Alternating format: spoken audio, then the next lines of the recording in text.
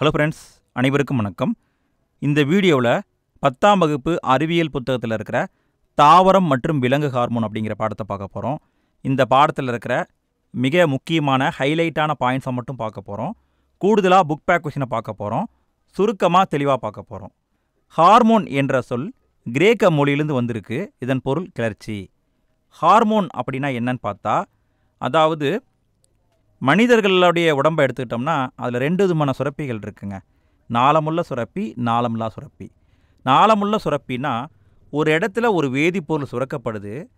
அந்த வேதிப்பொருள் அதனுடைய நாளம், அதாவது குழாய் வழியாக இன்னொரு இடத்துக்கு போய் சேருது. அதாவது எங்கே போய் சேரணுமோ அங்கே போய் சேருது. இதை நாளமுள்ள சுரப்பின்னு சொல்லுவோம். எடுத்துக்காட்டு உமிழ்நீர் சுரப்பி. அதுவே நாளமில்லாத சுரப்பின்னா ஒரு வேதிப்பொருள் ஒரு இடத்துல சுரக்கப்படுது. பட் அதுக்குன்னு ஸ்பெசிஃபிக்காக கொண்டு போகக்கூடிய உறுப்பு எதுவுமே இல்லை. அது என்ன பண்ணுது, ரத்தத்தில் கலக்குது. கலந்து ரத்தத்தின் வழியாக அது எங்கே போய் சேரணுமோ அங்கே போய் சேருது. இதை தான் நாளமில்லாத சுரப்பின்னு சொல்லுவாங்க. இந்த நாளம் இல்லாத சுரப்பிகள் சுரக்கும் வேதிப்பொருளுக்கு தான் ஹார்மோன் அப்படின்னு பேருங்க. புரியுதுங்களா? நாளமில்லாத சுரப்பி சுரக்கும் வேதிப்பொருளுக்கு ஹார்மோன் அப்படின்னு பேர். இந்த ஹார்மோன்களை பொறுத்த வரைக்கும் நம்ம 2 கேட்டகரியாக பிரிக்கலாம். தாவர ஹார்மோன், விலங்கு ஹார்மோன் பிரிக்கலாம். நம்ம 2ஐயும் தனித்தனியாக பார்ப்போம். முதல்ல தாவர ஹார்மோன்களை பார்ப்போம். தாவர ஹார்மோன்களை பொறுத்த வரைக்கும் 5 ஹார்மோன்கள் இருக்குங்க. இந்த 5ஐயும் நம்ம 2 கேட்டகரியாக பிரிக்கலாம். தாவர வளர்ச்சிக்கு தேவையான ஹார்மோன்கள், தாவர வளர்ச்சியை தடை செய்யும் ஹார்மோன்கள். அதாவது வளர வைக்க 3 பயன்படுது, வளர்ச்சியை தடுக்க 2 பயன்படுது. அது என்ன அப்படின்னு பார்த்தா, வளர வைக்க பயன்படுறது ஆக்சின்கள், சைட்டோகைனின்கள், ஜிப்ரலின்கள். இந்த 3ம் தாவரத்தை வளர வைக்க பயன்படுது. தாவரத்தின் வளர்ச்சியை தடுக்க பயன்படுறது ஆப்சிசிக் அமிலம், எத்திலின். இந்த 2ம் பயன்படுது. இந்த 5ஐயும் கொஞ்சம் விளக்கமாக பார்ப்போம். முதல்ல ஆக்சின்கள். முதல்ல கண்டுபிடிக்கப்பட்ட தாவர ஹார்மோன் எதுன்னு பார்த்தா அது ஆக்சின் தான். ஆக்சின் தான் ஃபஸ்ட்டு கண்டுபிடிக்கப்பட்டது. ஆக்சின் இந்த வார்த்தையை முதல்ல சொன்னவங்க யாருன்னு பார்த்தா கார்ல் ஹாஜன்ஸ்மித். இந்த 2 பேரும் 1931 இந்த வார்த்தையை சொல்லியிருக்காங்க. ஆக்சின் அப்படின்னு பேர் வச்சவர் யாருன்னு பார்த்தா ஸ்பிரிட்ஸ் வால்மார்ட் வென்ட் அப்படிங்கிறவர் ஆக்சினை பற்றி டீப்பாக ஆய்வு பண்ணி ஆக்சின் அப்படின்னு பேர் வச்சிட்டாரு. ஆக்சின் அப்படின்னா என்னங்க? ஒன்றும் கிடையாதுங்க. அதாவது ஒரு செடியை எடுத்துக்கிறோம். அந்த செடியை சூரிய ஒளி படாமல் நம்ம கொஞ்சம் நிழலில் வைக்கிறோம். அந்த செடி என்ன பண்ணும்? கொஞ்ச நாளில் சூரிய ஒளியை தேடி அதுவே வளர்ந்து போகும். எப்படி அது சூரிய ஒளி கண்டுபிடிச்சி போகுது? இங்கே தான் சூரிய ஒளி வருது அப்படிங்கிறது அதுக்கு எப்படி தெரியுது அப்படின்னா, அங்கே தான் ஆக்சின்கள் வேலை பார்க்குது. அதாவது தாவரத்துடைய தண்டுடைய முனையில் ஆக்சின் இருக்கும். இந்த ஆக்சின் அந்த செடியை சூரிய ஒளி நோக்கி வளர வைக்கும். குறிப்பாக இந்த ஆக்சினை பொறுத்த வரைக்கும் 2 விதமாக இருக்குதுங்க. ஒன்று இயற்கை ஆக்சின், இன்னொன்று செயற்கை ஆக்சின். இயற்கையாக கிடச்சா அது இயற்கை ஆக்சின், செயற்கையாக கிடச்சா அது செயற்கை ஆக்சின். இயற்கை ஆக்சினுக்கு உதாரணம் இன்டோல் 3 அசிட்டிக் அமிலம், பீனைல் அசிட்டிக் அமிலம், இன்டோல் 3 அசிட்டோநைட்ரைல். இந்த 3ம் இயற்கை ஆக்சின்கள். அதுவே 2,4 டைக்ளோரோபீனாக்சி அசிட்டிக் அமிலம், இதை 2,4-டின்னு சொல்லுவாங்க. இன்டோல் 3 பியூட்ரிக் அமிலம், இன்டோ புரோபியோனிக் அமிலம், நாப்தலின் அசிட்டிக் அமிலம். இவையெல்லாம் செயற்கையாக உருவாக்கப்படும் ஆக்சின்கள். ஸோ அப்போ இயற்கையாகவும் உருவாக்கப்படுது, செயற்கையாகவும் உருவாக்கப்படுது. இந்த ஆக்சினுடைய பணி என்ன, எதுக்காக பயன்படுது அப்படின்னா, இது நுனி ஆதிக்கத்தை உண்டாக்க பயன்படுது. அதாவது ஒரு தாவரம் நேராக தான் வளரும். ஆக்சினை பயன்படுத்தினா நேராக தான் வளரும், பக்கவாட்டில் வளராது. இதை தான் நுனி ஆதிக்கம் சொல்கிறாங்க. குறிப்பாக தாவரத்துடைய தண்டு வளர்கிறதுக்கு இந்த ஆக்சின் பயன்படுது. குறிப்பாக இந்த ஆக்சினை கொண்டு போய் ஒரு செடி மேலே தெளிக்கிறோன்னு வைங்களேன், அந்த செடியில் கருவுறுதல் நடக்காமலேயே விதையில்லாத கனிகள் உருவாகும்.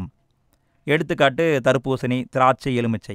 இந்த செடி மேலே ஆக்சினை தெளிச்சிட்டோம்னா கருவுறுதல் நடக்காமலேயே விதையில்லாத கனிகள் உருவாக்கும். இதுக்கு ஆக்சின் பயன்படுது. அடுத்தது சைட்டோகைனின்கள். இந்த சைட்டோகைனினை எப்படி கண்டுபிடிச்சாங்க அப்படின்னா, முதல்ல ஹெர்ரிங் அப்படிங்கிற மீனுடைய விந்து செல்லிருந்து தான் பிரித்து எடுத்தாங்க. இந்த சைட்டோகைனின் எங்கே அதிகமாக இருக்குது அப்படின்னு பார்த்தா இளநீரில் அதிகமாக இருக்குது. தேங்காயுடைய இளநீரில் சைட்டோகைனின் அதிகமாக இருக்குது. இந்த சைட்டோகைனின் எதுக்கு பயன்படுது அப்படின்னு பார்த்தா தாவரத்தில் பக்கவாட்டு வளர்ச்சியை ஊக்குவிக்க பயன்படுது. அதாவது ஆக்சின் பாருங்களேன், ஆக்சின் பக்கவாட்டு வளர்ச்சியெல்லாம் உண்டாக்காது. ஆனால் சைட்டோகைனின் பக்கவாட்டு வளர்ச்சி உருவாக்கும். அது மட்டும் இல்லாமல் தாவரங்கள் முதிர்ச்சி அடைவதையும் தடுக்கும் நிகழ்வுக்கு ரிச்மாண்ட் லாங் விளைவு அப்படின்னு பேர். அதாவது தாவரத்தை முதிர்ச்சி அடைய விடாது, எப்பயுமே இளமையாக இருக்கிற மாதிரி பார்த்துக்கும். இந்த சைட்டோகைனினை எங்கே பயன்படுத்துகிறாங்கன்னா திசு வளர்ப்பு முறையில் அதிகம் பயன்படுத்துகிறாங்க. அடுத்தது ஜிப்ரலின்கள். குறிப்பாக இந்த 5 விதமான தாவர ஹார்மோன்களில் அதிக அளவு காணப்படும் ஹார்மோன் எதுன்னு பார்த்தா ஜிப்ரலின் தான். இதை யார் கண்டுபிடிச்சாங்கன்னா குருசோவா அப்படிங்கிறவர் 1926 கண்டுபிடிச்சார். இந்த ஜிப்ரலினுடைய பயன்பாடுகளை பொறுத்த வரைக்கும் இந்த ஜிப்ரலினை கொண்டு போய் ஒரு தாவரத்தின் மீது தெளிக்கிறோம்னு வைங்களேன், தெளித்தா என்ன ஆகும்னா கணுவிடை பகுதி அசாதாரணமாக வளர்ச்சி அடையும். அதாவது நம்ம எல்லாருமே கரும்பு சாப்பிட்ருப்போம். கரும்பில் நம்ம சாப்பிட்றோம் பார்த்தீங்களா, அதுதான் வந்து கணுவிடை பகுதி. அந்த கணுவிடை பகுதி ரொம்ப நீளமாக வளர்ந்துடும். அதாவது தாவரம் ரொம்ப ஹைட்டாக வளரும். அதுக்கு ஜிப்ரலினை பயன்படுத்துவாங்க. உதாரணமாக மக்காச்சோளம், பட்டாணி இந்த செடிக்கெல்லாம் ஜிப்ரலினை பயன்படுத்துவாங்க. இந்த ஜிப்ரலினை கொண்டு போய் நெருங்கிய இலை அடுக்கம் கொண்ட தாவரத்தின் மீது தெளிக்கிறோம்னு வைங்களேன். அதாவது இந்த படத்தை பாருங்கள், இங்கே பாருங்கள், இலையெல்லாம் பாருங்கள் ரொம்ப நெருக்கமாக அமைஞ்சிருக்கு. இந்த தாவரத்தின் மீது ஜிப்ரலினை தெளிக்கிறோம்னு வைங்களேன், அந்த தாவரம் எப்படி ஆகும்னா இப்படி தான் ஆகும். பாருங்கள், தண்டு பாருங்கள் ஓவராக வளர்ந்துருச்சு, பூவும் வச்சிருச்சு. தண்டும் வளரும், பூவும் வைக்கும். இதுக்கு போல்டிங் அப்படின்னு பேர். குறிப்பாக இந்த ஜிப்ரலின் என்ன பண்ணுதுன்னா நெல் பயிரில் பக்கானே அப்படிங்கிற நோயை உருவாக்குது. பக்கானே நோயை கோமாளித்தன நோய் அப்படின்னு சொல்லுவாங்க. குறிப்பாக இந்த ஜிப்ரலினை பொறுத்த வரைக்கும் கருவுறுதல் நடைபெறாமலேயே கனியை உருவாக்க பயன்படுத்துகிறாங்க. அதாவது ஆக்சினையும் பயன்படுத்துவோம், இதையும் பயன்படுத்துவோம். ஆனால் 2ல் எது அதிகமாக எஃபிசியன்சியாக வேலை பார்க்கும்னா ஜிப்ரலின் தான் அதிகமாக வேலை பார்க்கும். உதாரணமாக தக்காளி செடி மீது நம்ம கொண்டு போய் இந்த ஜிப்ரலினை தெளிச்சிட்டு வந்துட்டோன்னு வைங்களேன், ஏகப்பட்ட காய் வச்சிரும். அதுக்கு காரணம் இந்த ஜிப்ரலினுடைய தன்மை தான். அடுத்தது ஆப்சிசிக் அமிலம். ஆப்சிசிக் அமிலம் பொதுவாக எதுக்கு பயன்படுதுன்னா தாவரங்களுடைய சகிப்புத்தன்மையை அதிகப்படுத்த பயன்படுது. அதாவது ஒரு தாவரம் வந்து எந்த சூழ்நிலையையும் சமாளித்து சகிப்புத்தன்மையோட வாழ இந்த ஆப்சிசிக் அமிலம் பயன்படுது. இந்த ஆப்சிசிக் அமிலத்தை இறுக்க நிலை ஹார்மோன் அப்படின்னு சொல்லுவாங்க. இது எங்கே இருக்குதுன்னு பார்த்தா தாவரங்களுடைய பசுங்கனியத்தில் காணப்படும். அதாவது பச்சையம் சொல்லுவோம் இல்லைங்களா, அதில் தான் இருக்கும். குறிப்பாக இந்த ஆப்சிசிக் அமிலம் எதுக்கு பயன்படுது அப்படின்னா இலைகள், மலர்கள், கனிகள் இதெல்லாம் வந்து சீக்கிரம் முதிர்ச்சி அடைஞ்சு விளறதுக்கு பயன்படுது.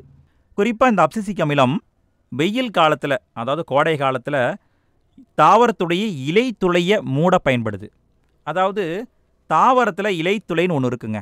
இந்த இலைத்துளை வழியாக தான் நீராவி போக்கு அப்படிங்கிறது நடக்கும். வறட்சி காலத்தில் நீராவி போக்கு அதிகமாக நடந்தால் தாவரத்தில் இருக்கிற நீர் வந்து சுத்தமாக ட்ரை ஆகிரும், தாவரம் செத்து போயிடும். அதை தடுக்க இந்த ஆப்சிசிக் அமிலம் என்ன பண்ணுன்னா இலைத்துளையை மூட வச்சிரும். குறிப்பாக இந்த ஆப்சிசிக் அமிலம் என்ன பண்ணுதுன்னா தாவரத்தில் இருக்கிற இலைகளுடைய பச்சையத்தை இழக்க செஞ்சு மூப்படைவதை ஊக்குவிக்கும். அடுத்தது எத்திலின். இப்போ பார்க்கறது வாயு நிலையில் இருக்கிற ஹார்மோன். நல்லா கவனிங்க, எத்திலின் மட்டும்தான் வாயு நிலையில் இருக்கிற ஹார்மோன்.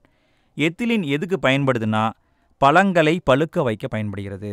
அதாவது தக்காளி, ஆப்பிள், மா, வாழை இந்த கனிகள் மீது எத்திலினை தெளிச்சிட்டோம்னா அது சீக்கிரமாக பழுத்துரும். அது மட்டும் இல்லாமல் இலைகள், மலர்கள் இது சீக்கிரமே பழுத்து கொட்டணும் அப்படின்னா அதுக்கும் எத்திலினை பயன்படுத்தலாம். இது வரைக்கும் நம்ம என்ன பண்ணிட்டோம், தாவர ஹார்மோன்களை பார்த்துட்டோம். அடுத்தது மனித ஹார்மோன்களை பார்ப்போம். மனிதனுடைய நாளமில்லா சுரப்பி மண்டலம் சுரக்கும் வேதிப்பொருளுக்கு ஹார்மோன் அப்படின்னு பேர். நாளமில்லா சுரப்பி மண்டலத்தின் தந்தை யாருன்னு பார்த்தா தாமஸ் அடிசன். மிக முக்கியமான பாயிண்ட்டுங்க. நாளமில்லா சுரப்பி மண்டலத்தின் தந்தை தாமஸ் அடிசன். நாளமில்லா சுரப்பி மண்டலம் பற்றிய படிப்புக்கு எண்டோக்ரைனாலஜி அப்படின்னு பேர். என்ன பேருங்க? எண்டோக்ரைனாலஜி அப்படின்னு பேர். முதல்ல ஹார்மோன் என்ற சொல்லை யார் பயன்படுத்தினாங்க அப்படின்னு பார்க்கும்பொழுது 1909 WH பெய்லிஸ், EH ஸ்டார்லிங் இந்த 2 பேரும் தான் ஹார்மோன் என்ற சொல்ல பயன்படுத்தியிருக்காங்க. இவங்க முதல்ல ஒரு ஹார்மோனை கண்டுபிடிச்சிருக்காங்க. எந்த ஹார்மோன்னா செக்ரிடின் அப்படிங்கிற ஹார்மோன். இந்த ஹார்மோனை ஃபஸ்ட்டு இவங்க தான் கண்டுபிடிச்சாங்க. மனிதனுடைய உடம்பில் 7 நாளமில்லா சுரப்பிகள் இருக்குங்க.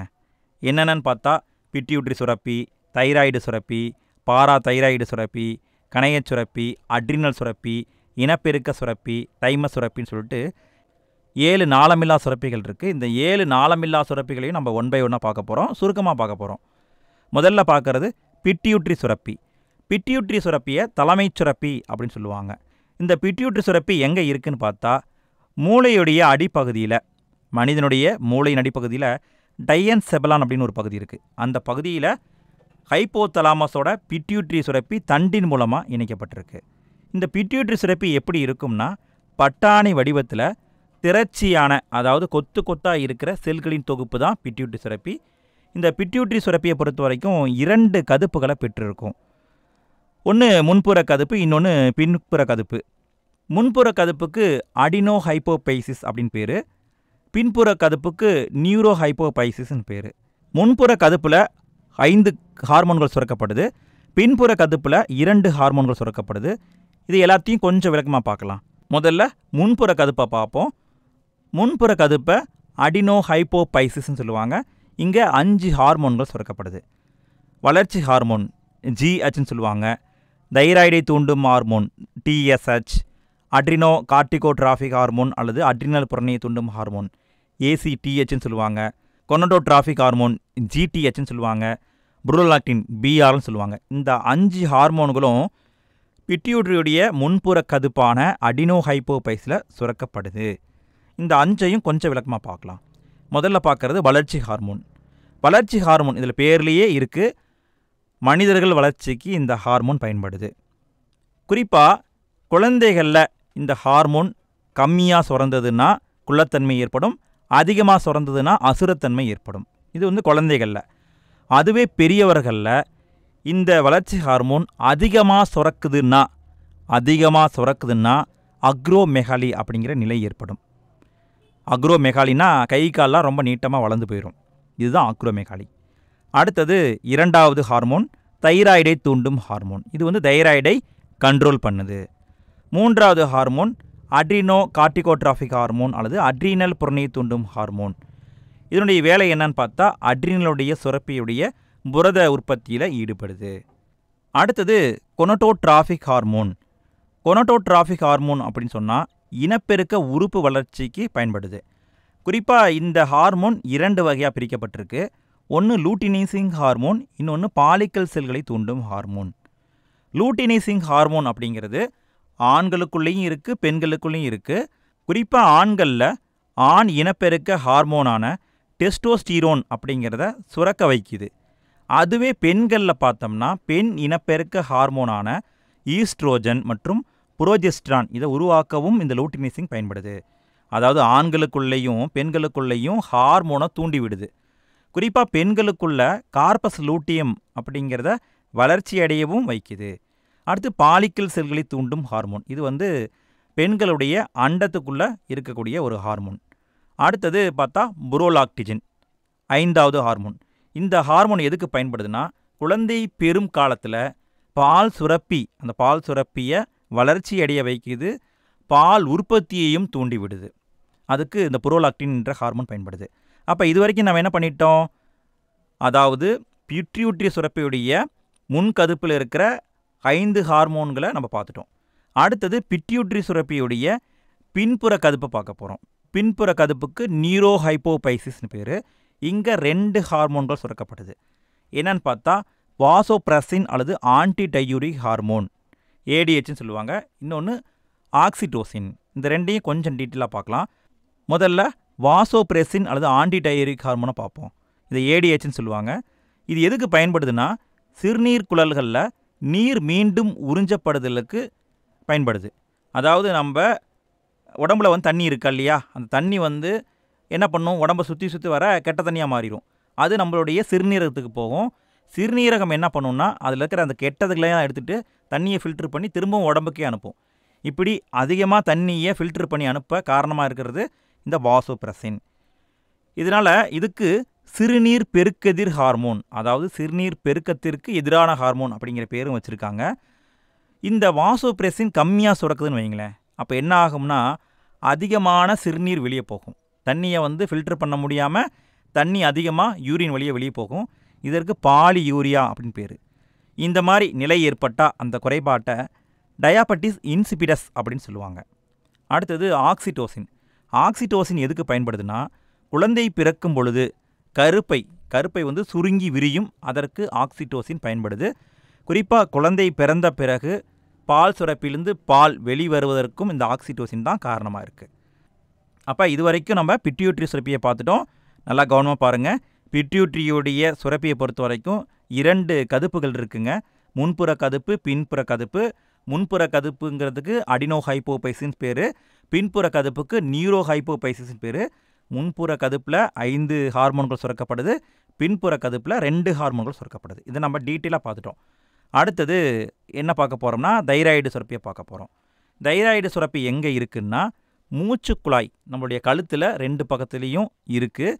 குறிப்பாக இஸ்துமிஸ் அப்படிங்கிற மெல்லிய திசு கற்றையால் 2மே ஜாயின் பண்ணப்பட்டிருக்கு. பாருங்களேன், இந்த கற்றைக்கு பேர் தான் இஸ்துமிஸ்ன்னு பேர். இங்கே தான் தைராய்டு சுரப்பி உண்டாகுது. தைராய்டு சுரப்பி எப்படி உண்டாகுதுன்னா தைரோசின் அப்படிங்கிற அமினோ அமிலமும் அயோடினும் சேரதுனால தான் தைராய்டு சுரப்பி உருவாகுது. குறிப்பாக தைராய்டு ஹார்மோனை படிக நிலையில் முதல்ல பிரித்து எடுத்தவர் யாருன்னு பார்த்தா எட்வர்டு சி கெண்டல். இவர் 1914 முதல் முறையாக என்ன பண்ணிட்டார்னா தைராக்சின் அந்த ஹார்மோனை படிக நிலையில் பிரித்து எடுத்துட்டார். குறிப்பாக தைராக்சின் ஹார்மோனுடைய மூலக்கூறு அமைப்பை முதல்ல கண்டுபிடிச்சவங்க யாருன்னு பார்த்தா சார்லஸ் ஹாரிங்டன் அப்படிங்கிறவரும் சார்லஸ் பார்ஜர் அப்படிங்கிறவரும். இது 2 பேரும் 1927 அதனுடைய மூலக்கூறு எப்படி இருக்குது அப்படிங்கிறத கண்டுபிடிச்சி சொன்னாங்க. ஒவ்வொரு நாளும் தைராய்டு சுரப்பி சரியாக இயங்கணும், சரியான அளவில் தைராக்சினை சுரக்கணும் அப்படின்னா அதற்கு 120 யூஜி அப்படிங்கிற அயோடின் தேவைப்படும். யூஜியா அப்படிங்கிறது சரியாக தெரியல, நான் யூஜின்னு சொல்கிறேன். ஸோ 120 யூஜி அளவுக்கு அயோடின் தேவைப்படுகிறது. குறிப்பாக இந்த தைராய்டு சுரப்பியின் பயன்பாடுகள் என்ன அப்படின்னு பார்த்தா மனித உடல் வெப்பநிலையை சமநிலையில் வச்சுக்க பயன்படுது.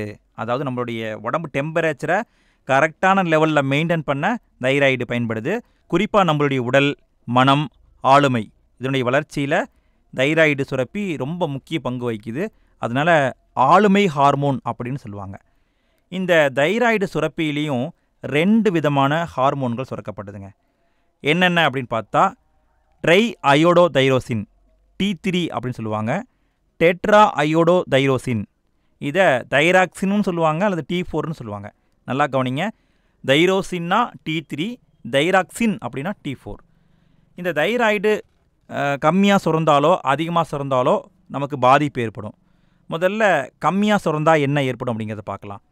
கம்மியாக சுரந்தா எளிய காய்டர் அப்படிங்கிற நோய் ஏற்படும்.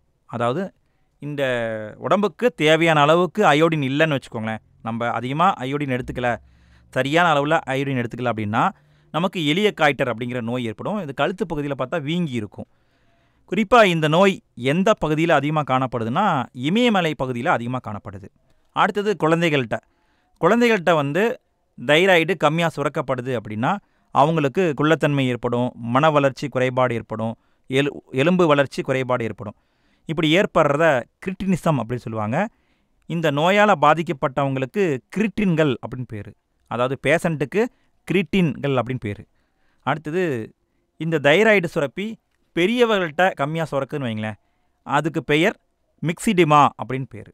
அடுத்தது இந்த தைராய்டு சரியான அளவுக்கு சுரக்காமல் அதிகமாக சுரக்குதுன்னு வைங்களேன், பெரியவர்கள்ட்ட இந்த நிலை ஏற்படும். அதற்கு கிரேவின் நோய் அப்படின்னு பேர். அதாவது பெரியவங்கக்கிட்ட தைராய்டு சுரப்பி அதிகமாக சுரந்தால் அதுக்கு கிரேவின் நோயின்னு பேர். இதை எக்ஸாப்தால்மிக் காய்டர் அப்படின்னும் சொல்லுவாங்க. அடுத்தது பாராதைராய்டுனா தைராய்டு சுரப்பி பார்த்தோம்ல கழுத்துக்கிட்டு இருக்கும்ல, அதுக்கு கீழே 4 சிறிய வட்ட கதுப்புகள் இருக்கும். அதுதான் பாராதைராய்டு. இந்த பாராதைராய்டு எதுக்கு பயன்படுதுன்னா மனுஷ உடம்பில் இருக்கிற கால்சியம், பாஸ்பரஸ் இதனுடைய சரியான அளவை மெயின்டைன் பண்ண பயன்படுது. இந்த பாராதைராய்டு ரொம்ப ரொம்ப முக்கியம். இதில் ஏதாவது குறைபாடு வந்தாலும் நோய் ஏற்படும். எப்படி குறைபாடு ஏற்படுது அப்படிங்கிறத கொடுத்துருக்காங்க பாருங்கள். அதாவது சிலருக்கு என்ன பண்ணுவாங்கன்னா இந்த தைராய்டு சுரப்பியை ஆப்ரேஷன் பண்ணி எடுத்துருவாங்க. அதாவது ஏதாவது பாதிக்கப்பட்டிருக்குன்னா அவங்க என்ன பண்ணுவாங்கன்னா ஆப்ரேஷன் பண்ணி அந்த தைராய்டை எடுத்துருவாங்க. அப்படி ஆப்ரேஷன் பண்ணி எடுக்கிறாங்கன்னா அதுக்கு தைராய்டெக்டமி அப்படின்னு பேர். என்ன பேருங்க? தைராய்டெக்டமி அப்படின்னு பேர். இப்படி ஆப்ரேஷன் பண்ணி எடுத்துட்டாங்கன்னா அந்த இடத்துல என்னாச்சு, தைராய்டு இல்லை, பாராதைராய்டு தான் எல்லா வேலையும் பார்க்குற மாதிரி இருக்கும். அப்போ டெட்டனி அப்படிங்கிற நிலை ஏற்படும். டெட்டனினா தசை இறுக்கம், நம்மளுடைய உடம்பு ஃபுல்லாக என்ன பண்ணுன்னா இறுகி போயிடும். தசை வந்து இறுகி போயிடும். அந்த நிலைக்கு டெட்டனி அப்படின்னு பேர். குறிப்பாக பார்த்தா கால் தசையில் வலியோடக்கூடிய தசைப்பிடிப்பு கூட உருவாகும் அப்படின்னு சொல்லியிருக்காங்க. அடுத்தது கணையம். கணையத்தை பொறுத்த வரைக்கும் ஒரு ஸ்பெஷல் இருக்குங்க. அது என்ன அப்படின்னா, கணையம் நாளமுள்ள சுரப்பியாகவும் நாளம் இல்லாத சுரப்பியாகவும் வேலை பார்க்கும். இதுவரைக்கும் நம்ம பார்த்தது எல்லாமே நாளம் இல்லாத சுரப்பிகள். இப்போ பார்க்குறது இது ஒன்று மட்டும் நாளமில்லா சுரப்பியாகவும் நாளமில்லா சுரப்பியாகவும் பணியாற்றும். குறிப்பாக அந்த கணையம் எங்கே இருக்குதுன்னு பார்த்தா, இரைப்பைக்கும் டியோடினம் அப்படிங்கிற உறுப்புக்கும் இடையே காணப்படும். மஞ்சள் நிறத்தில் நீள் வாட்டத்தில், அதாவது இப்படி பார்த்தா மஞ்சள் நிறத்தில் இப்படி நீள் வாட்டத்தில் கணையம் காணப்படும். இந்த கணையத்தில் நாளமுள்ள பகுதியில் வந்து கணைய நீர் சுரக்கும். இது வந்து உணவு செரித்தலில் ரொம்ப முக்கிய பங்கு வகிக்குது. நாளமில்லா பகுதியில் செல்கள் காணப்படும். அந்த செல்களுக்கு லாங்கர்ஹான் திட்டுகள் அப்படின்னு பேர். இந்த திட்டுகளில் 2 வகையான செல்கள் இருக்குங்க. அதாவது கணையத்துக்குள்ள லாங்கர்ஹான் திட்டுகளில் 2 விதமான செல்கள் இருக்குது. ஒன்று ஆல்பா செல், இன்னொன்று பீட்டா செல். இந்த ஆல்பா செல்லில் குளுக்கோகான் அப்படிங்கிற ஹார்மோன் சுரக்கப்படுது. பீட்டா செல்லில் இன்சுலின் என்ற ஹார்மோன் சுரக்கப்படுது. குறிப்பாக இந்த ஆல்பா செல் பீட்டா செல் இந்த ரெண்டும் எதுக்கு பயன்படுதுன்னா, ரத்தத்தில் குளுக்கோஸின் அளவை பராமரிக்க பயன்படுது. நம்ம ஒன் பை ஒன்னாக பார்ப்போம். முதல்ல இன்சுலினை பார்ப்போம். இன்சுலின் அப்படின்னா என்னன்னு கேட்டிங்கன்னா, இது வந்து கணையத்தில் பீட்டா செல்லில் சுரக்கப்படக்கூடிய ஒரு ஹார்மோன். நம்ம என்ன பண்ணுறோம்னா, சாப்பாடை சாப்பிட்றோங்க. சாப்பாட்டில் என்ன இருக்குது? குளுக்கோஸ் இருக்குது. இந்த குளுக்கோஸ் என்பது தான் சர்க்கரைன்னு சொல்கிறோம். சர்க்கரைன்னா நம்ம சாப்பிட்ற சாப்பாட்டில் இருக்கிற சர்க்கரை கிடையாது. சர்க்கரைன்னா எனர்ஜிக்கு பேர் தான் குளுக்கோஸ். எல்லாமே ஒன்று தான். நம்ம சாப்பிட்ட உடனே என்ன ஆகும்? அந்த சாப்பாடு நம்ம உணவு மண்டலத்தில் போய் செரிமானமாகி எனர்ஜி உடனே டைரெக்டாக ரத்தத்தில் கலக்கும். ரத்தத்தில் எனர்ஜி அதிகமாக இருக்கலாமான்னு கேட்டால் கிடையாது. ரத்தத்தில் குறிப்பிட்ட அளவு தான் குளுக்கோஸ் இருக்கணும். அதாவது சர்க்கரைன்னு சொல்லுவாங்க. சர்க்கரைனாலும் குளுக்கோஸ்னாலும் ஒன்று தான், மறந்துடாதீங்க.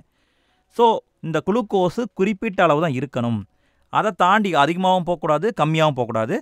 அதை கண்ட்ரோல் பண்ணுறது தான் இன்சுலின் மற்றும் குளுக்கோகனுடைய வேலை.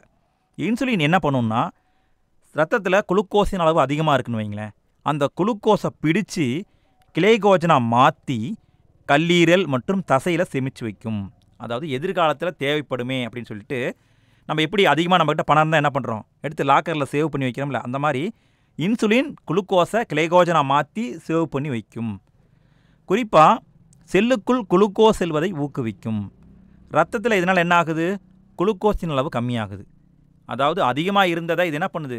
கட்டியாக மாற்றி ஸ்டோர் பண்ணி வைக்குது. அதனால் ரத்தத்தில் குளுக்கோஸின் அளவு கம்மியாகி ரத்தத்தில் சரியான அளவு குளுக்கோஸ் இருக்குது. இந்த இன்சுலினை யார் கண்டுபிடிச்சாங்க அப்படின்னு பார்த்தா, மனித insulin 1921 Frederick Banting, Charles Best, Macleod இந்த 3 பேரால் கண்டுபிடிக்கப்பட்டுச்சு. இந்த இன்சுலினை எதுக்கு பயன்படுத்துகிறாங்கன்னா, நீரிழிவு நோயை சரிப்படுத்த பயன்படுத்துகிறாங்க.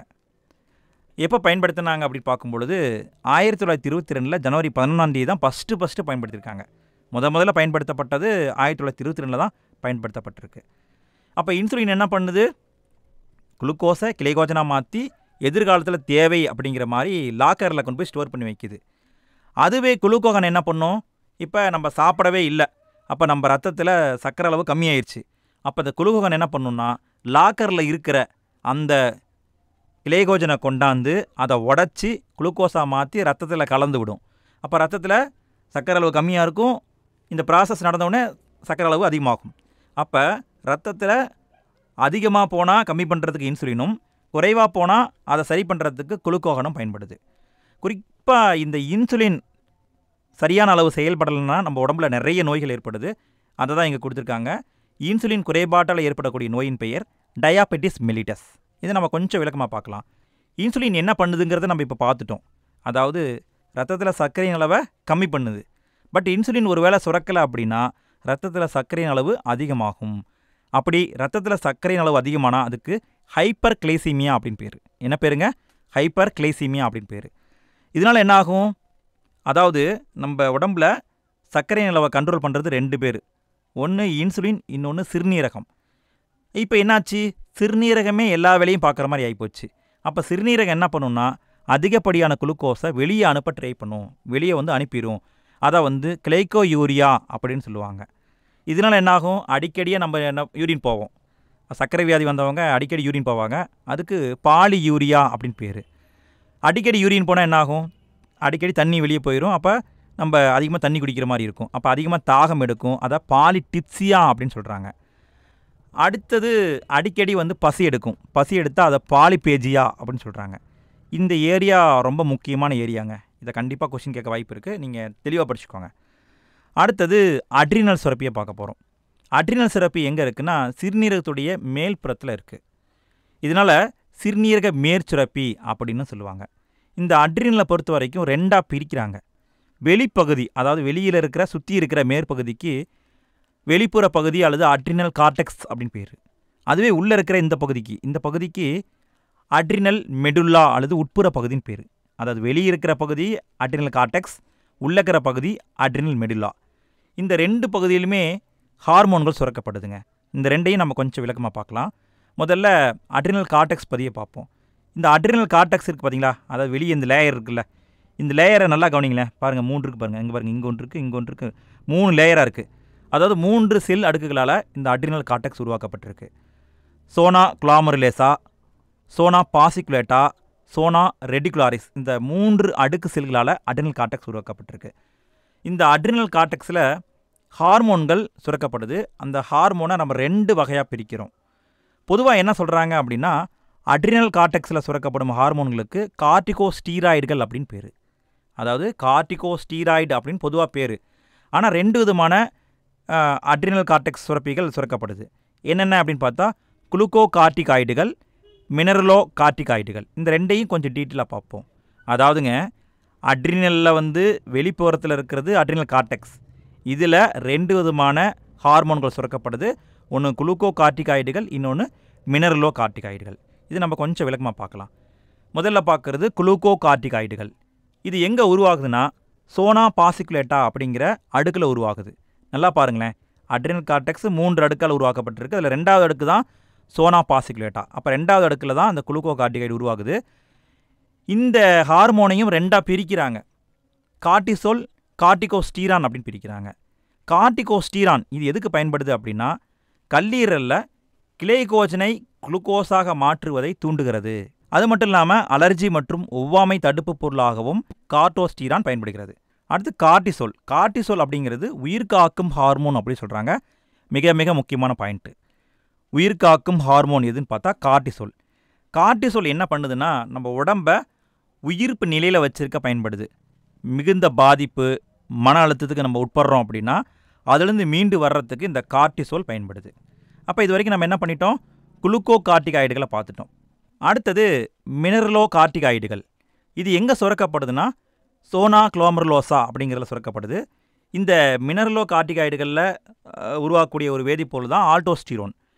ஆல்டோஸ்டீரோனுடைய பயன்கள் என்ன அப்படின்னு பார்த்தா சிறுநீரக குழல்களில் சோடியம் அயனியை மீண்டும் உறிஞ்ச பயன்படுது. அதாவது நம்ம உடம்புல சோடியத்தை தங்க வச்சுட்டு பொட்டாசியத்தை வெளியே அனுப்பிடும்.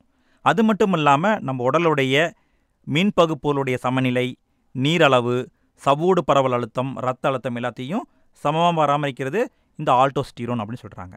அடுத்தது அட்ரினல் மெடுல்லா. இது வந்து அட்ரினலுடைய பின்பகுதி. நல்லா கவனிங்க, அட்ரினல் 2 பகுதியாக இருக்குது. ஒன்று வெளிப்பகுதி வந்து அட்ரினல் கார்டெக்ஸ், உட்பகுதி அட்ரினல் மெடுல்லா. அட்ரினல் கார்டெக்ஸ் தான் நம்ம இப்போ பார்த்தோம். இது 3 அடுக்கு செல்களால் உருவாக்கப்பட்டிருக்கு. இங்கே 2 ஹார்மோன்கள் சுரக்கப்படுது. குளுக்கோகார்டிகாய்டுகள், மினரலோ கார்டிகாய்டுகள், 2ஐயும் பார்த்துட்டோம். அடுத்தது அட்ரினல் மெடுல்லா, உட்பகுதியை பார்க்க போகிறோம். உட்பகுதியை பொறுத்த வரைக்கும் இது குரோமாஃபின் அப்படிங்கிற செல்களால் உருவாக்கப்பட்டிருக்கு. இது பரிவு மற்றும் எதிர்பரிவு நரம்புகள் நிறைஞ்சதாக இருக்குது. இங்கே 2 ஹார்மோன்கள் சுரக்கப்படுது. ஒன்று எபினெஃப்ரின், அதாவது அட்ரினல்னு சொல்லுவாங்க. இன்னொன்று நார் எபினெஃப்ரிலின், அதாவது நார் அட்ரினலின் அப்படி சொல்லுவாங்க. இதனுடைய பயன்கள் என்ன அப்படின்னு பார்த்தா அட்ரினலின் பயன் என்னன்னு பார்த்தோம்னா நம்மளுடைய இதய துடிப்பு, இரத்த அழுத்தம் எல்லாத்தையும் அதிகரிக்கும், சுவாச வீதத்தை அதிகரிக்கும், கண் பார்வையை விரிவடைய செய்யும், தோலின் அடியில் செல்லும் இரத்த ஓட்டத்தை குறைக்கும். இது எப்போன்னா எமர்ஜென்சி பீரியடில் நம்மளுக்கு வந்து ரொம்ப முடியல, ஏதாவது ஒரு ஆபத்து அப்படின்னா நம்ம அப்போ இன்ஸ்டண்ட்டாக ஆக்ஷன் எடுப்போம் பாருங்கள். அப்போ தான் இந்த அட்ரினல் வந்து வேலை செய்யும். அடுத்தது நார் அட்ரிலினின், இதுவும் கிட்டத்தட்ட இதே மாதிரி தான் ஃபங்க்ஷன் பண்ணும்.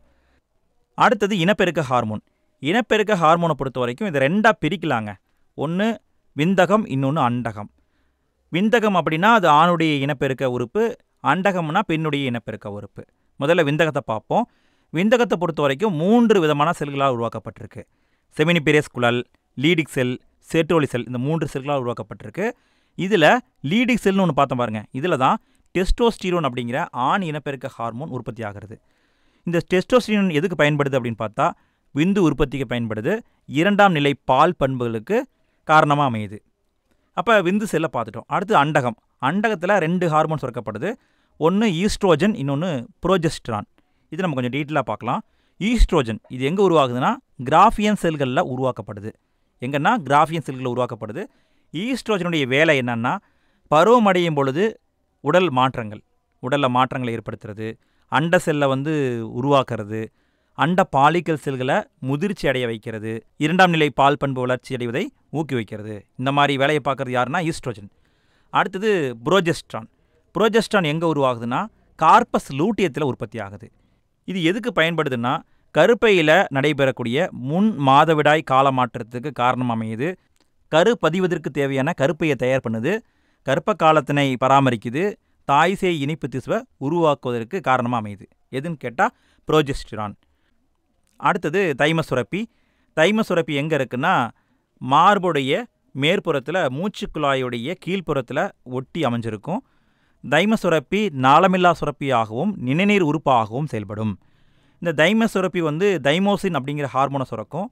இது எதுக்கு பயன்படுதுன்னா நோய் தடை காப்பு மண்டலத்துடைய செயல்பாடுகளை தூண்டும், லிம்போசைடு உருவாக்குவதை தூண்டும். இந்த 2க்கும் இந்த தைமோசின் பயன்படுது. அடுத்து பீனியல் சுரப்பியை பற்றி கொடுத்துருக்காங்க. பீனியல் சுரப்பி மெலட்டோனின் அப்படிங்கிற ஹார்மோனை உற்பத்தி பண்ணுது. பீனியல் சுரப்பி மெலட்டோனின் அப்படிங்கிற ஹார்மோனை உற்பத்தி பண்ணுது. இதை கால தூதுவர்கள் அப்படின்னு சொல்லுவாங்க. இது எதுக்கு பயன்படுதுன்னா நம்ம நைட்டு டைம் தூங்க போகிறோம் பார்த்தீங்களா, அப்போ நைட் ஆயிடுச்சு தூங்கு, காலையில் டைம் ஆயிடுச்சு எந்திரி அப்படின்னு சொல்லி நம்மளை தூண்டு வைக்கிறது இந்த மெலட்டோனின்கிற ஹார்மோன் தான். இது வரைக்கும் இந்த பாடத்தை சிறப்பாக பார்த்துட்டோம். இனி புக் பேக் கொஸ்டினை பார்ப்போம். முதல்ல சரியான விடையை தேர்ந்தெடுக்க இதை பார்க்கலாம். முதல் கேள்வி, ஜிப்ரல்களின் முக்கிய விளைவு எதுன்னு கேட்குறாங்க. அதாவது ஜிப்ரலினை கொண்டு போய் ஒரு செடி மேலே தெளிச்சா என்ன ஆகும்? குட்டை தாவரங்கள் நீச்சி அடையும். ஸோ இதுதான் சரியான ஆன்சர். அடுத்து 2வது கேள்வி, நுனி ஆதிக்கத்தின் மீது நேர் விளைவை உண்டாக்கும் ஹார்மோன் எதுன்னு கேட்குறாங்க. நுனி ஆதிக்கத்தை உருவாக்கும் ஹார்மோன் ஆக்சின். 3வது கேள்வி, பின் வருவனவற்றுள் எந்த ஹார்மோன் இயற்கையாக தாவரங்களில் காணப்படவில்லை? 2,4D இது செயற்கையாக உருவாக்கப்படக்கூடிய ஆக்சின். அடுத்து 4வது கேள்வி, அவினா முளை குறித்து உரை ஆய்வு யாரால் மேற்கொள்ளப்பட்டதுன்னா FW வென்ட். 5வது கேள்வி, LHஐ சுரப்பது எதுன்னு கேட்டால் அதாவது லூட்டினேசிங் ஹார்மோன், இதை சுரப்பது பிட்யூட்டரியின் முன்கதுப்பு. அடுத்து 6வது கேள்வி, கீழுள்ளவற்றுள் நாளமுள்ள சுரப்பியை அடையாளம் காணவும். நாளமுள்ள சுரப்பி எதுன்னு கேட்குறாங்க. நம்ம இது வரைக்கும் என்ன பார்த்தோம்? பிட்யூட்டரி பார்த்தோம், அட்ரினல் பார்த்தோம், தைராய்டு பார்த்தோம். அப்போ உமிழ்நீர் சுரப்பி தான் நாளமுள்ள சுரப்பி. அடுத்து 7வது கேள்வி, கீழுள்ளவற்றுள் எது நாளமுள்ள சுரப்பியாகவும் நாளமில்லாத சுரப்பியாகவும் செயல்படுகிறதுனா கணையம் தான் செயல்படுகிறது. அடுத்து 8வது கேள்வி, கீழ்கண்டவற்றுள் தலைமைச் சுரப்பி என கருதப்படுவது எதுன்னு கேட்டால் பிட்யூட்டரி சுரப்பி. அடுத்தது கோடிட்ட இடங்களின் நிரப்புக. முதல் கேள்வி, செல் நீட்சி அடைதல், நுனி ஆதிக்கம் ஆகியவற்றை உருவாக்குவதும் உதிர்தலை தடை செய்வதும் யாருன்னு பார்த்தா ஆக்சின் தான். முன்னாடி தானே பார்த்தோம், ஆக்சின் தான் தடை செய்யும். அடுத்து 2வது கேள்வி, தாவர உறுப்புகளின் உதிர்தல் மற்றும் கனி பழுப்பதை துரிதப்படுத்தும் வாயுநிலை ஹார்மோன். வாயுநிலை ஹார்மோன் ஒன்று தான் எத்திலின். 3வது கேள்வி, இலைத்துளையை மூடச் செய்யும் ஹார்மோன் எதுன்னு கேட்டால் அப்சிசிக் அமிலம். இதுதான் வறட்சி காலத்தில் இலைத்துளையை மூட செய்யும். 4வது கேள்வி, ஜிப்ரலின்கள் பட்டாணி, மக்காச்சோளம் போன்ற தாவரங்களுடைய தண்டு நீட்சி அடைய பயன்படுது. தண்டு மேலே தெளித்து நம்ம என்ன பண்ணுறோம்? நீட்சி அடைய வைக்கிறோம். அடுத்தது 5வது கேள்வி, நுனி ஆதிக்கத்தின் மீது எதிர்மறை விளைவை கொண்ட ஹார்மோன் எதுன்னு கேட்டால் சைட்டோகைனின். இதுதான் எதிர்மறை விளைவை கொண்டது. 6வது கேள்வி, உடலில் கால்சியத்தின் வளர்ச்சிதை மாற்றத்தை கட்டுப்படுத்துவது எதுன்னு கேட்டால் பாராதார்மோன். இதுதான் கால்சியத்தின் வளர்ச்சிதை மாற்றத்தை கட்டுப்படுத்தும். அடுத்து 7வது கேள்வி, லாங்கர்ஹான் திட்டுகளில் உள்ள பீட்டா செல்களில் என்ன சுரக்கப்படுதுன்னா இன்சுலின். பீட்டானா இன்சுலின், ஆல்பானா குளுக்கோகான். அடுத்து 8வது கேள்வி, தைராய்டு சுரப்பிகளின் வளர்ச்சி மற்றும் பணிகளை கட்டுப்படுத்தும் ஹார்மோன் எதுன்னு கேட்டால் தைராய்டை தூண்டும் ஹார்மோன் TSHன்னு சொல்கிறோம். அடுத்து 9வது கேள்வி, குழந்தைகளில் தைராய்டு ஹார்மோன்களின் குறைவான சுரப்பின் காரணமாக கிரிட்டினிசம் அப்படிங்கிற நோய் ஏற்படும். அடுத்து பொறுத்துக, ஆக்சின் எங்கே இருக்குது? முளைக்குருத்து உரையில் இருக்குது, நுனி ஆதிக்கத்தை உண்டாக்கும். எத்திலின் கனிகள் பழுக்க வைக்க பயன்படும். அப்சிசிக் அமிலம் இது எங்கே இருக்குது? பசிங்கனத்தில் இருக்குது, உதிர்தலை ஊக்குவிக்கும். சைட்டோகைனின் இது தேங்காயுடைய இளநீரில் அதிகமாக இருக்குது, செல் பகுப்படைய தூண்டுது. அடுத்து ஜிப்ரலன்கள், இது வந்து ஜிப்ரில்லா பீஜிகுராய் அப்படிங்கிற தாவரத்தில் உருவாகுது, கணுவிடை பகுதி நீட்சியை உருவாக்கும். அடுத்து பொறுத்துக தைராக்சின், இதனால் என்ன பாதிப்பு ஏற்படும்னா எளிய காய்டர் ஏற்படும். இன்சுலின், இதனால் டயாபெட்டிஸ் மெலிட்டஸ் இதை உருவாகும். பாராதார்மோன், இதனால் என்ன உருவாகும்னு கேட்டால் டெட்டனி அப்படிங்கிறது உருவாகும். அடுத்து வளர்ச்சி ஹார்மோன், இதனால் அக்ரோமெகாலி உருவாகும். ஏடிஹெச், இதனால் டயாபெட்டிஸ் இன்சிபிடஸ் அப்படிங்கிற நோய் உருவாகும். அடுத்தது சரியா தவறா என கூறுக. முதல் கேள்வி, செல் பகுப்பை தூண்டி கனிம ஊட்ட இடப்பெயர்ச்சியை ஊக்குவிக்கும் தாவர ஹார்மோன் சைட்டோகைனின் ஆகும். கரெக்டு தான். இரண்டாவது கேள்வி, ஜிப்ரல்கள் தக்காளியில் கருவுரா கனிகளை உருவாக்குகின்றன. கரெக்டு. மூன்றாவது கேள்வி, எத்திலின் இலைகள் மலர்கள் மற்றும் கனிகள் மூப்படைவதை தடை செய்கிறது. தப்பு. அது எத்திலின்னாவே மூப்படைய செய்யும். அடுத்து நாலாவது கேள்வி, எக்ஸாப்தால்மிக் காய்டர் தைராக்சின் மிகை சுரப்பின் காரணமாக ஏற்படுகிறது. கரெக்டு. ஐந்தாவது கேள்வி, பிட்யூட்ரி சுரப்பி 4 கதுப்புகளை கொண்டது. தப்பு. 4 கதுப்பெல்லாம் கிடையாது, 2 கதுப்பு, சில இடங்களில் 3 கதுப்பும் இருக்கும். அடுத்தது ஆறாவது கேள்வி, கார்பஸ் லூட்டியம் ஈஸ்ட்ரோஜன் ஹார்மோனை சுரக்கிறது. தப்பு. இதெல்லாம் தப்பு. அவ்வளோதாங்க, இந்த பாடத்தை சிறப்பாக முடிச்சாச்சு. இந்த பாடம் உங்களுக்கு பயனுள்ள வகையில் இருந்தால் மறக்காமல் ஒரு லைக்கை தட்டி விட்டுருங்க. உங்கள் கருத்து என்ன அப்படிங்கிறத மறக்காமல் கமெண்ட் பாக்ஸில் போட்டு விடுங்க. உங்கள் ஃப்ரெண்ட்ஸ் யாராவது படிச்சுட்டு இருந்தாங்கன்னா அவங்களுக்கு ஷேர் பண்ணுங்கள். நல்லா படிங்க. All the best. மீண்டும் அடுத்த வீடியோ சந்திக்கலாம். நன்றி.